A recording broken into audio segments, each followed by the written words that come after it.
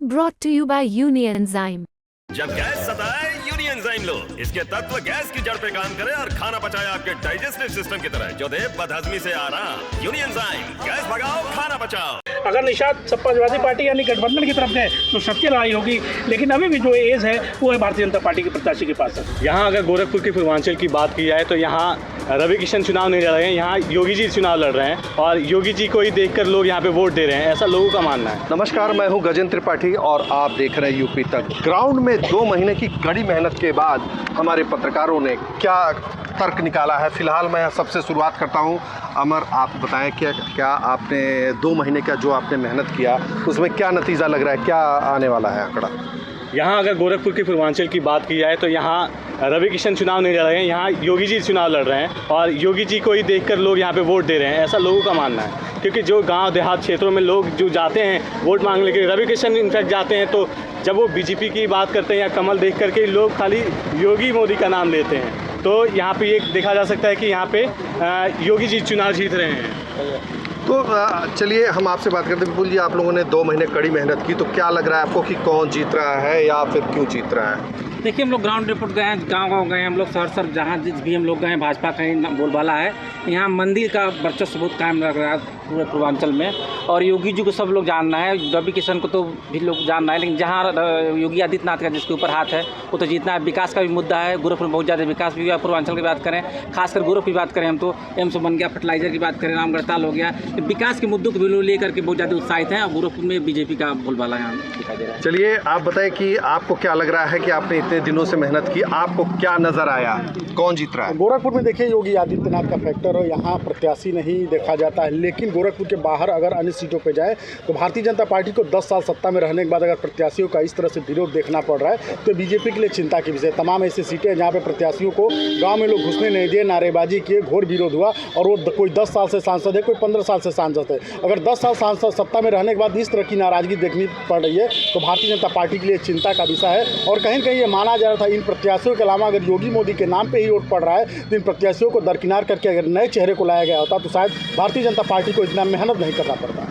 आप बताएं, आपको क्या लगता है? आप चूंकि बहुत ग्रामीण क्षेत्रों में आपने दौरा किया तो आपको क्या मिला कि वहाँ पर कौन जीत रहा है? सर, माहौल देखा जाए, बांसगांव की बात करें या खजनी की बात करें या लोकसभा संत कवि नगर की बात करें तो लोकसभा संत कवि नगर में ये माहौल सर प्रत्याशी परवीन निषाद जी हैं, जो प्रत्याशी लगातार क्षेत्र में रह चुके हैं और ग्रामीण जो है वो उन लोगों का कहना है कि क्षेत्र में जो प्रत्याशी चलते नहीं हैं और दिखते नहीं हैं, चुनाव में ही दिखते हैं, चुनाव के बाद नहीं दिखते हैं। तो कहीं ना कहीं प्रत्याशियों पर नाराजगी है, जनता की नाराजगी और अब की बार कुछ बदलाव रहेगा संत कवि नगर में। चलिए गोरखपुर की बात करिए। बताइए घनश्याम जी, आप लोगों ने बहुत से ग्राउंड देखे तो क्या लगा आपको, उस ग्राउंड में क्या दिख रहा है? देखिए, गोरखपुर में तो मोदी योगी और विकास का मुद्दा है, लेकिन गठबंधन के प्रत्याशी वो भी अच्छा कर रहे हैं। उधर गठबंधन में महंगाई, बेरोजगारी, ये सब मुद्दा बहुत अंदर तक मतलब ग्राउंड लेवल तक रहा। ये आरक्षण का मुद्दा समझ लीजिए ग्राउंड लेवल तक रहा। तो समझिए जो पीडीए है, पिछड़ा दलित अल्पसंख्यक की अच्छी खासी फाइट को मिला के अच्छी खासी फाइट दे रहे हैं। कहीं ऐसा नहीं हो सकता है कि एक तरफा कोई क्लीन स्वीप कर रहा है। बहुत अच्छी लड़ाई है इस बार गोरखपुर सदर और गोरखपुर बांसगांव में।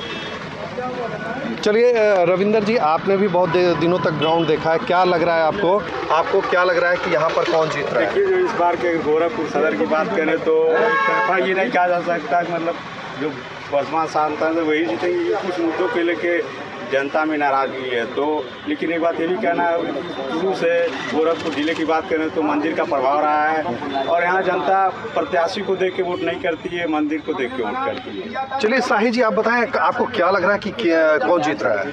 जी, आपको बता दें कि गोरखपुर में लगभग 2 लोकसभा सीटें हैं। जो लोकसभा सीट बांसगांव है वहाँ जो प्रत्याशी कमलेश पासवान से लोग नाराज हैं, भले योगी जी के नाम, मोदी जी के नाम वोट पड़े, लेकिन वहाँ पर काफ़ी कांटे की लड़ाई दिख रही है। और लगे योगी की बात यानी कि गोरखपुर शहर की, तो यहाँ पे लगभग 3 दशक से मठ का कब्जा है, नहीं पीठ का कब्जा है। उपचुनाव की बात की जाए तो निषाद प्रत्याशी ने यहाँ पे योगी की सीट पे भाजपा को हराया था। उसी को लेकर निषाद, मुस्लिम और यादव गठजोड़ को देखते हुए काजी निषाद को प्रत्याशी बनाया गया है। अब निषाद जो कि बहुत ही ज़्यादा यहाँ पे है, किस तरफ जाते हैं ये तो भविष्य की बात है। अगर निषाद समाजवादी पार्टी यानी गठबंधन की तरफ गए तो सत्य लड़ाई होगी, लेकिन अभी भी जो एज है वो है भारतीय जनता पार्टी के प्रत्याशी के पास है।